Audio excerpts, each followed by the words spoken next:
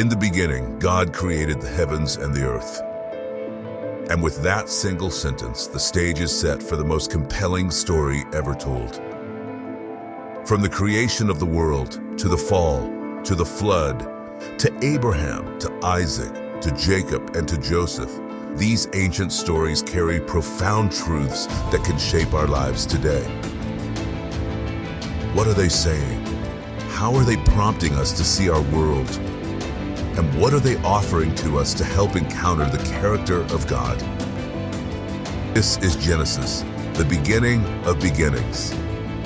We'll experience the story that started it all.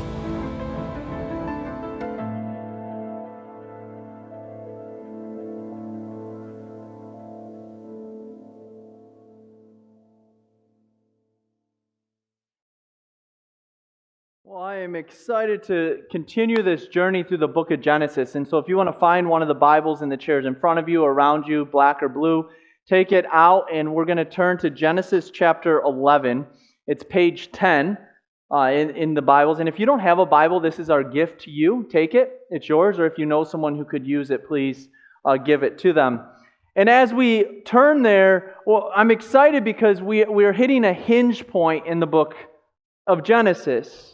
Up until this point, it's been a lot about God and His relationship to creation. It is Adam and Eve after the creation of the cosmos, and we have the creation of mankind. And then we see Genesis move from there to kind of this fall of man that then leads to Noah and the ark and the act of faith in Noah. And then last week we even saw Noah comes out of the ark, and the story doesn't end with the rainbow, but the story ends with his drunken stupor and what he does out of that. But yet God still is at work even amidst all of that mess. And so we see from there that man kind of tends to go back to old habits, and they even try to build this tower called the Tower of Babel, where they were trying to reach the heavens, and God confused them so that they could no longer do that. And this is all about God's relationship with creation as a whole. But then Genesis is about to take a shift, and we go there today as we take a shift from this holistic God and creation to God and a man by the name of, can you say it? Abraham. Some of you knew right where we're going. And you get to see this important figure in all of Scripture come up. I'd go as far to say that Abraham is probably one of the most important people in all of Scripture. Why do I say that? Well, if you went to the Middle East, you could actually go and take a route called the Abraham Path. It's 1,200 mile stretch of road that traces the story or the journey of one man. A man who dared to believe God and follow in His way. From modern-day Iraq through Syria, Turkey, and down into the land of Canaan, it is said to be the oldest continuously traveled route in all of human history. Thousands of years later, people from 3 of the world's major religions, Judaism, Christianity, and Islam, still look to Abraham as their spiritual forefather. If you are to be within the Middle Eastern context, do you know how you cannot be divisive? Talk about Abraham.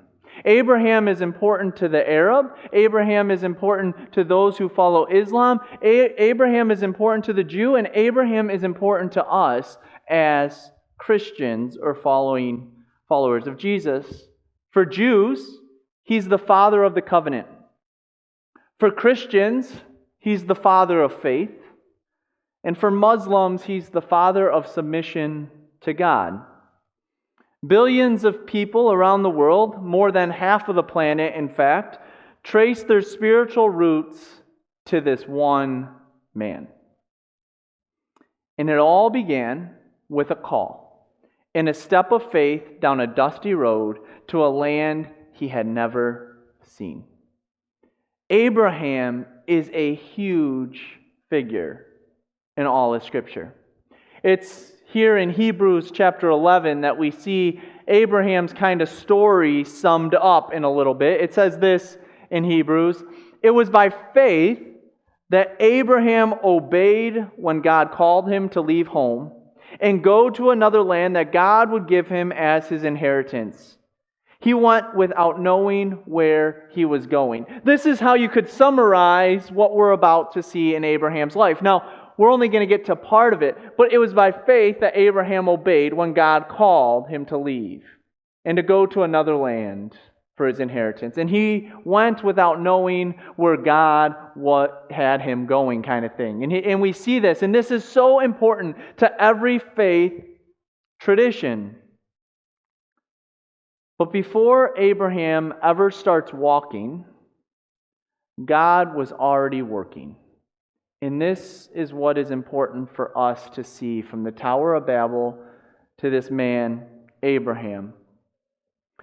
Genesis chapter 11, verse 10, to Genesis 12:9 is our text for today. And starting in verse 10 is this part of Scripture that you probably easily just want to start breezing through. If you've ever done the Bible reading or the Bible buddies and you're in Genesis, all of a sudden you get to these lineages.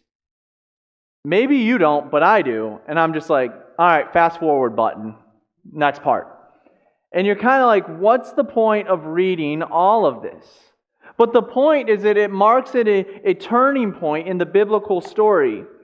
Up to this point, we've seen humanity try to build its own way to heaven. But now God calls one man not to build a tower, but to walk a road. There's a big difference. A road of promise, dependence, and faith. Let me make this personal for us. We all walk a road in this life. A road of some sort of faith. Just this past week, I was in some meetings and I met a local imam from our area. Now, an imam is a leader of a Muslim community. And I said, hey, let's get lunch together. And I'm like, what am I going to talk about with this guy when we get lunch? And I'm like, Abraham. We'll talk about Abraham. So those kind of things, but as I thought about that more, and as I've been praying about this upcoming time together with him to get to know more of his story, what I kept coming back to is this. We all walk some journey of faith. He walks his journey, I walk my journey. Each person, whether they be Hindu or Buddhist or atheist even, walks a journey of faith. The question is, where are you going on the road and who are you following? What we'll see today is that when pride fails, God begins again through faith. When pride fails, God begins again through faith. Now tie it in to all of these world religions. Imagine you have a faith that you've followed your entire life, and then it all blows up.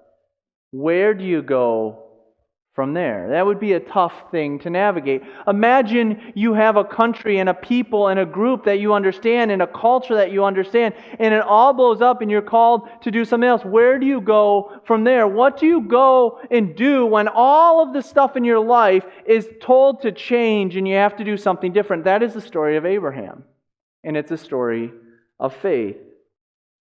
Abraham's story isn't just ancient history, it's our story. Because the same God who called Abraham to leave everything and trust His promise still calls us today to step out in faith, not knowing all the details, but believing that His word is enough. And all of you people who are type A personalities are freaking out right now. Because faith is not about knowing all the details. One of my favorite passages in Psalms is, thy word is a light unto my path and a lamp unto my feet. The reason it is because I love to know what's coming down the road. I want to know. Like, give me a floodlight of what's happening next. But it promises me that God will always give me a step. It doesn't mean I know the second, third, fourth, fifth, or 20th step, but I know my next step. That's what faith is about, taking one step at a time, letting the lamp be a guide that reveals one small step at a time. And to this point, we've seen that people have taken steps of faith, and then all of a sudden that steps of faith seems to lead to a step backwards. And some of you know that story. Faith journey for us can be 2 steps forward, 1 step back, 2 steps forward, and 5 steps back, it feels like. And we always think that our faith journey is this up and to the right thing, but oftentimes it's full of bumps as we go through it. But as we look back on the decades, we begin to see how God has been working it all together for our good. Each attempt, as we see up to this point, ended in failure. But here we see God beginning again and not giving up. Adam and Eve, they're in the garden. And what happens? That juicy apple, pomegranate, whatever you want to say, you name your favorite fruit, was sitting there on a tree, and they ate it. And all of a sudden, their world changed. They had it, and then it was gone. Let's take Cain and Abel. And Cain, Abel's brother, takes his own life out of jealousy of what's happening. And then God has to do what? Start a whole new plan through another son, in Seth. You see humanity's corruption that leads to the utter atrocity that's there, and God says, enough of this, and I'm going to have to flood the whole earth, and He restarts through Noah. And then you see Noah's family spreading, and humans now gaining their own strength, their own pride, and God does what in that plain in Babylon? He says, enough is enough. And He confuses their language over and over again. God gives us chance upon chance to walk and trust in His ways, yet man always thinks they know best. God always, though, has a plan, even when we think we know better than God. He has a plan for us. And that's why I think this story is so important. And so, let's see how God works through His plan. This is the account of Shem's family. Now, it only follows this one genealogy, Shem. 2 years after the great flood, I'm in verse 10 in chapter 11. When Shem was 100 years old, he became the father. Can you imagine being a dad at 100? Anyways, he lived another 500 years, and he had other sons and daughters. And so as you trudge through it, you get to this verse 26 where it says, after Terah was 70 years old, he became the father of who? Abram. This is important because Terah, now at 70 years old, becomes the father of Abram. Now there are a lot of symbolism here. One, 70 is a number of completion. So maybe it's his literal age. Maybe it's saying at just the right time he became the father of Abram, because I don't think, unless they were triplets, I don't know if they all came in the same year. But there's another thing in our genealogy that's important. There's a trigger that as we study it, we see there's been 10 generations that have come and gone. See, it's 10 generations that the genealogy tells us from Adam to Noah. And what happens with Noah? A change. 10 generations, a change. And then we have now from Shem to Abram, guess how many generations? 10. It's a way of the author articulating a change happened amidst all of this. God is showing us that His redemptive rhythm continues. And every time that the world unravels through sin, God raises up a new beginning through a faithful line. I can't stress it enough that every time man falls into their own sinfulness, God still has a way to redeem things. And just like Noah became God's fresh start after the flood, Abram will become God's fresh start after Babel. And so the message is clear. God's promises may feel delayed, but they're never derailed. If you were to go through the genealogy and think of all those years, just take some time yourself and read it. It's overwhelming how old these people are and how many years and decades have passed by. And in all of that, all we have is names. We don't have any history, do we? Could you imagine waiting all that time for God to move and it seeming like He's absolutely absent? You felt that in your life at times. That prayer that you prayed for 5 minutes and God didn't answer? Come on, that's like me. That's the ADD prayer. Lord, answer my prayer now. 10 minutes later. Lord, why haven't you answered my prayer? The next day. Lord, I've been praying earnestly for a full 23 hours. And then some of you are like, brother, I've been praying for 23 years and He's not answering my prayer. I want you to think all those generations, how many times were they wondering, where's God? How many times are they wondering, why hasn't He heard our prayers? None of that's recorded here that we see, but I believe it's happening. Where's God amidst all of this? Why is the world turning the way it is? Why? I thought when Noah and the ark it all reset, and now we're here, and where are you, God? And through that time, when we ask those questions, where are you, God? This is what happens. People tend to forget God. And they begin to come to the conclusion, well, He hasn't answered my prayer in 12.8 minutes. And so because of that, I don't believe He exists. And all of a sudden, we begin to push God out of everything in our life. We begin to push Him away in our society, in our culture, in our world. We begin to say, God just must not be answering my prayers, so He must not be real. Where is He? But here's the thing. Even when people forget God, He doesn't forget His promise. Even when people forget God, He doesn't forget His promise. He made a promise to Abraham, or to Adam. He made a promise to Noah, and He's going to make a promise to Abraham. He continually makes His promise come through and through again. Even though the people forget Him, He doesn't forget what He promised them. It's as if God is saying, I'm not done yet. The same faithfulness that carried you from Adam to Noah is still carrying you from Noah to Abram. I love it because when it feels like generations have passed without progress, God is still preparing the next beginning. And I'm spending time on this because we see it not just in the history here, but we see it in the history later. Let me give you a little history. Anyone like history? I have to raise your hands. I like history. There's this period of time called the Dark Ages. We don't know much about the Dark Ages because it's called the Dark Ages.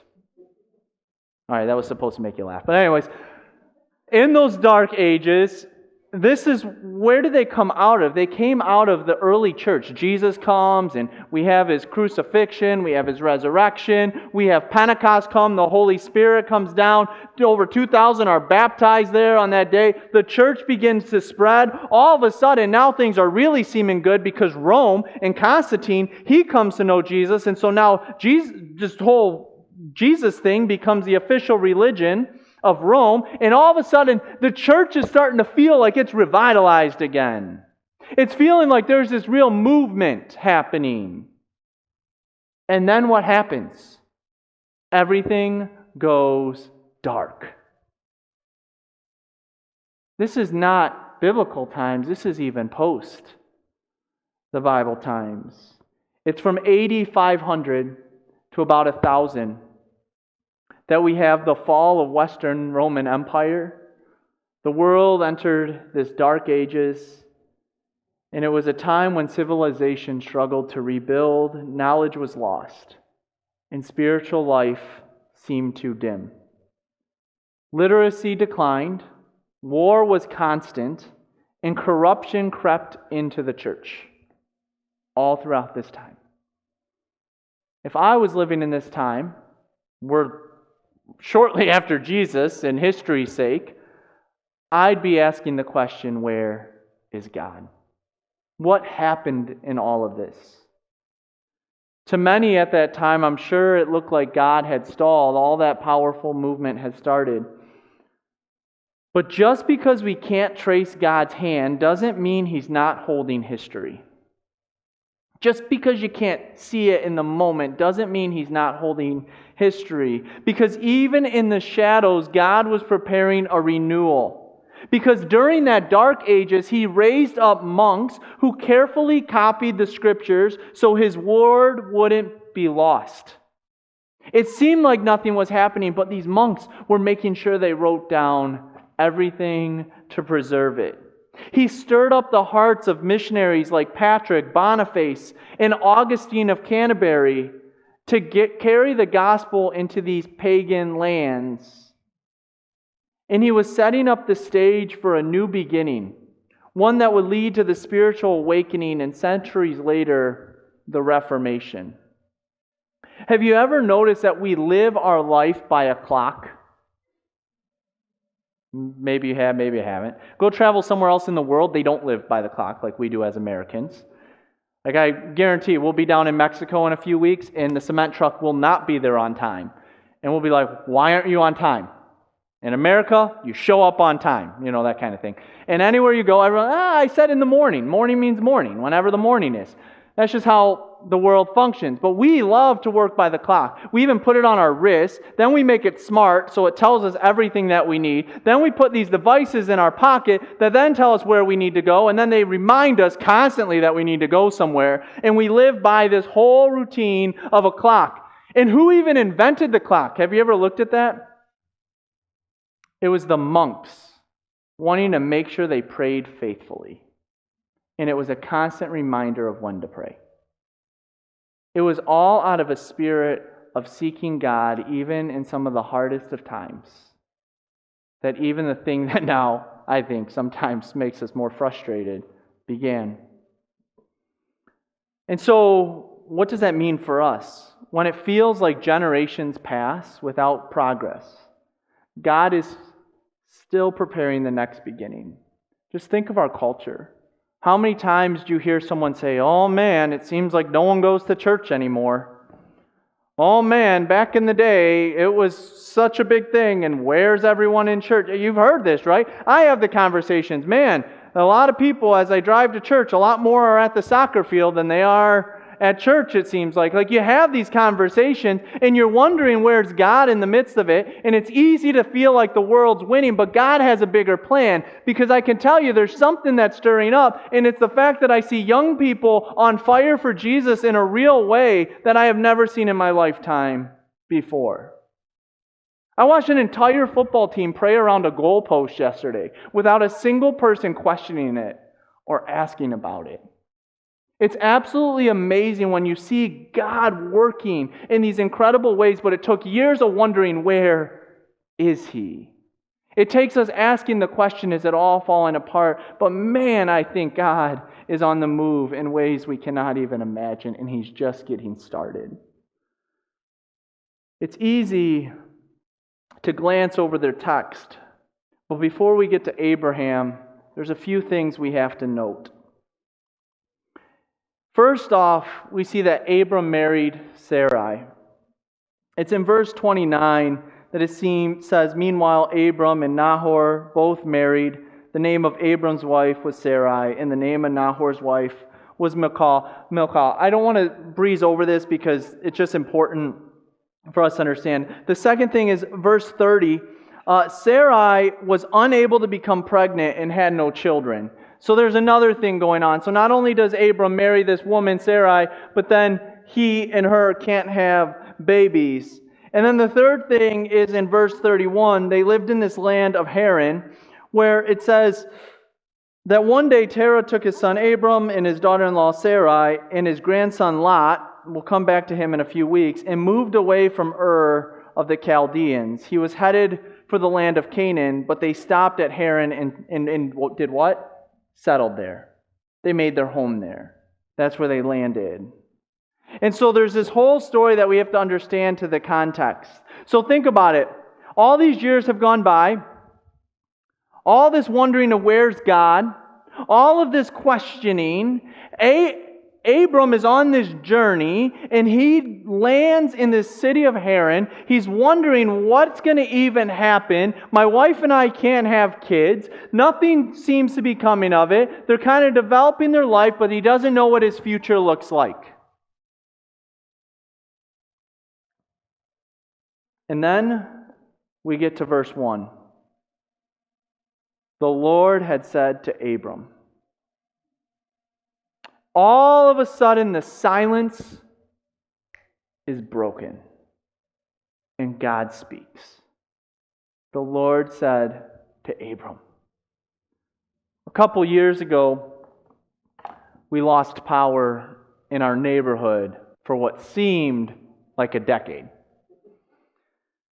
I asked Jessica how long it was the other day, and she's like, I think it was less than 24 hours. It sure didn't feel like that. But I'll never forget, my sump pump went out, so then we're trying to bucket water out of our basement, if you've ever been through that, because the backup didn't work. And so we tried to get that all out of the basement. And then our neighbors are giving us a generator, but then they need a generator. So then in the morning, we're having to buy a generator that I've never used since that moment. But you have all this stuff going on, and it seems like chaos. And then in the middle of it all, there's like utter just stillness. Because the power, other than the hum of generators, is completely out. You have nothing. It all was lost, and you just are sitting there checking the DTE app, wondering when the heck my power is going to come back on. And it just kept getting longer and longer and longer and longer, to the point that I'm like, all right, the power's not coming on for like 3 days at this point. But then all of a sudden, you're sitting there in the stillness. And maybe you've experienced this. The lights flicker back on. The TV turns on to volume like 100 for some reason. I never listened to it that loud. And everything comes rushing back. When you have a moment like that, I don't even think it can get close to the moment like this, when it seemed like God was so gone. And then all of a sudden the Lord speaks to Abram. The Lord said to Abram, leave your country, your relatives, your father's family, and go to the land I will show you. Good morning, Abram. I know you haven't heard from me in a while. I know it seems like I've been gone. Here's my challenge. Leave everything you know and trust me. Just think about that for a second. We read it in Scripture and we're like, that's a cute story. Put yourself in that story. It's no longer cute. It's like, no. This is ridiculous. This is crazy. This is insane. When God breaks the silence, He does it with a call. It's not a suggestion. Abram, do you want to? There's no question mark. He simply makes a statement. It's not a negotiation. Well, Abram, what do you want to give or take in this? Do you want to stay in Haran for 10 more years? What do you want to do? It is a pure on, straight to the point, go. And not only go, but go and leave everything you have. Come on, sit with that for a second. What would you say?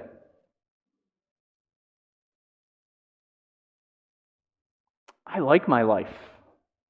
Yeah, there's some things I don't like about it, sure, but man, when you ask me to go, no, I'm staying right here in Haran. I like what I have. Can I have just a little bit more time? Can I have it just a little bit longer? No, go. Faith does not always make sense, and it's not the way we always want it. But God always has a plan in it. And it's always taking that step of faith. Abraham's step of faith was not an easy one. It was a ginormous one. Put yourself there and you begin to feel it. The important thing is that this call doesn't just change Abram's life. It's really not about Abraham. It's about humanity's. The whole human history changes because of this man that follows this call.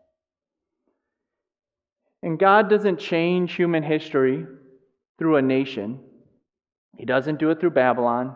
He doesn't do it through this big group. He does it through a man named Abraham. The voice that spoke creation into existence speaks the future into Abram. Think about it. God could have spoken to a nation, but He spoke to a man. He could have rebuilt another tower, but He chose to build a relationship. And He doesn't start with power, He starts with promise. Let's read it in context. The Lord said to Abram, leave your native country, your relatives, the father's family, and go to the land I will show you. Verse 2, I will make you into a great nation. I will bless you and make you famous, and you will be a blessing to others. I will bless those who bless you and curse those who treat you with contempt. All the families of the earth will be blessed through you. He has a promise that comes with it. He has a blessing that comes with it, but He also has a command to go. The thing that we can learn from this is that God calls us to trust His promise. In our life, God calls us to trust His promise. Let's look at the verse 1 again. He says this, it's going to be on the screen for you. The Lord said to Abram, leave your country and go to the land I will show you. Faith always involves separation. Hear me again. Faith always involves separation. Leaving your old ways behind, old securities and old identities. Faith is not about who you were, it's where you're going. So often in our faith journey, Satan wants to let creep in who I was before Jesus. Let Jesus define you. Don't let your past define you. Faith is not about where you've been. But guess what? Not being where you've been means you've got to let go of where you are. It involves separation. And God can't build a new future if you refuse to leave the past behind. You want what God has for you, you can't cling to what you have. You got to let it go. That's why Jesus looks at the man and He says, you don't even have time to go bury your father. Leave it all and come follow me. It's not a small call. It's when He looks at the disciples and He says, leave those nets, leave what you got and come follow me. Faith is about leaving what's behind and clinging to what's ahead of you. You got to let the past go. And if you're holding on to that past, you're not walking by faith. But it also isn't just a command to leave. It also comes with a promise. Look at as the verse continues. The Lord said to Abram, leave your native country, your relatives, and your father's family, and go to the land that I will show you. And then it says this, I will make you into a great nation. I will bless you. Who's going to do it? God. He's going to make and He's going to bless. And it's not going to be by Abraham's effort. It's not going to be by his doing. It's going to be by God and what He does.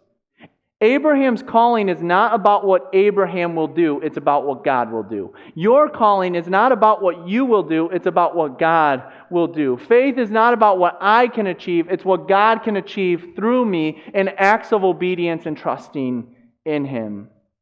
7 times in these verses, God says, I will. He says it over and over again, I will. And this all is God's initiative and not Abram's. He never came up with the plan. And so here's another thing about faith. If you came up with the plan, I don't know if it's really faith. It's your plan and not God's plan. Faith truly is listening to God say things that seem utterly ridiculous. I'll give you a small little illustration. This week, I don't think they're listening. So this week, we have 32 men right now this weekend up on a men's encounter. And I was spending time praying before the Lord, and a part of the men's encounter, they get letters from people close to them while they're there, just to kind of share things with them. And I was asked as the pastor to write a letter to everyone going. And I thought I'd make a nice form letter on the computer. And God said, I want you to handwrite every letter. I want you to actually get a pen and a nice piece of paper, which they still exist. I found them at Staples. And I want you to handwrite letters. Do you know how long that took me to handwrite letters? Hours! My sermon has to be done Thursday at midnight. That's my plan. I was on Friday working on this thing because of those letters. But you know what? When God says something, you do it. And I don't expect anything from it. It's just an act of faith. Lord, whatever you want to do with this, you can do with it. Then I met the whole head of the Encounter Ministries, and we're having lunch on Thursday, and I'm telling him about the ridiculousness of writing letters and how my hand hurts because of it. And he says to me, he goes, "Wow, that's awesome. I believe it should always be handwritten letters." I'm like, "Oh, thanks. Set the bar high." Anyways, so if you go in the future, don't expect a handwritten letter just this year. But you just trust, and it's not your plan. And then it always has a purpose. Faith always has a purpose. You will be a blessing. God doesn't bless Abram so that he would hoard the blessing. He blesses him to share it with others. And this blessing flows outward from one man to one family, from one family to one nation, and from one nation to the nations of the earth. It flows out of this man. So what does this mean for us? Faith moves when God calls. It says this in verse 4 to 5. Abram departed as the Lord had instructed, and Lot went with him. Abram was 75 years old when he left Haran. Think about it. He's 75, and God says go. Some of you are like enjoying retirement at that point. He took his wife Sarai, his nephew Lot, and all his wealth, his livestock, and all the people he had taken from his household at Haran, and headed to the land of Canaan. When they arrived in Canaan, Abram traveled through the land as far as Shechem, and there he set up camp beside the oak of Moreh. And at that time the area was inhabited by the Canaanites. He actually went. I love when a couple will be talking or considering about marriage. And this is no point to anyone that's like, oh, what? Anyways, they'll say, well, we'll consider marriage when X, Y, and Z is all in order. When we have this much in our bank account, when we have this much in order, and then we'll make that decision. And then everyone does that for every decision in their life. Well, I'll switch jobs or careers when this, and this are in line. I'll have kids when this, and this are in line. And we live our life thinking when all of these check boxes are checked, then I'll move on to the next thing in my life. But you know what faith does? It doesn't have all those check boxes. It says, do you trust? Do you believe? Do you actually think you should make that step? It's not when it's all in order. It's not when it's all checked off. Faith obeys without knowing all the details. Because faith steps out when the path is unclear. Abraham did not have a map of where to go. He didn't have a GPS. He didn't have Siri. And God didn't necessarily say where, He just said, go. And true faith doesn't need all the answers. It just needs the assurance of God's presence. And faith also believes that obedience will bring blessing. Abraham didn't know how he would be made into a great nation. After all, it told us that Sarah couldn't even get pregnant, so how is that going to even work? But faith sees beyond the impossibilities, and it trusts that if God called, God will also provide. And then we see, as we will unravel, that faith impacts generations to come. Abram's act of faith wasn't just about him. It was about you and I. It was about the future. That's why I love the way the ESV puts Genesis 12:4. It says these words, "So Abram went." I just love that response. God spoke and Abram went. What started with one step down a dusty road in the Middle East would lead generations to a hill outside of Jerusalem, where another son of Abraham would walk in perfect obedience. Do you know who I'm talking about? Not knowing comfort or safety, but trusting the Father's plan accordingly. I can't help but think of Jesus in that garden in Gethsemane, where he's sitting there and he says, "Not my will be done, but your will be done." As he's saying, "If it's your will, take this cup of suffering from me. But Father, I will walk in your ways." That's faith.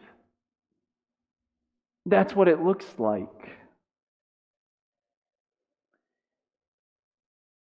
Just like God called Abram to go, He calls you and I to trust. He calls us to leave comfort for calling, the familiar for faith, and the predictable for His promise. You might feel like you're living between chapters right now. Between what God said and what God will do. And you feel stuck there. I like to call it the land between. Those 40 years in Egypt where the Israelites are crying out for the regular food and they're done with the manna stuff. And you feel like you're wandering in circles, wondering when God is going to get you to the destination. Maybe you're in that long, quiet stretch where nothing seems to move. I can't help but think of going on a hike up the mountains or in the nature in the woods, or driving through on the road and you have that foggy day. Have you ever experienced that?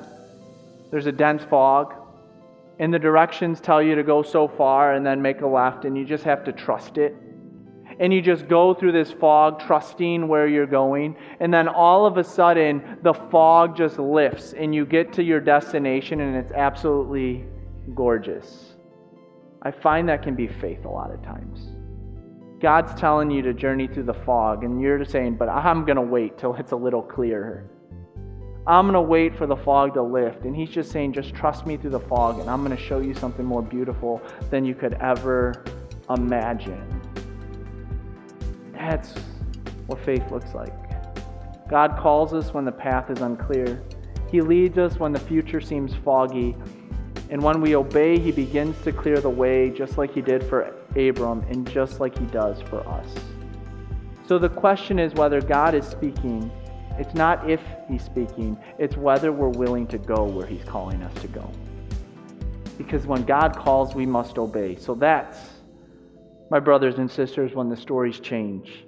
That's when faith becomes history, and that's when God begins again. So what fog are you going through? Are you trusting God will get you through it?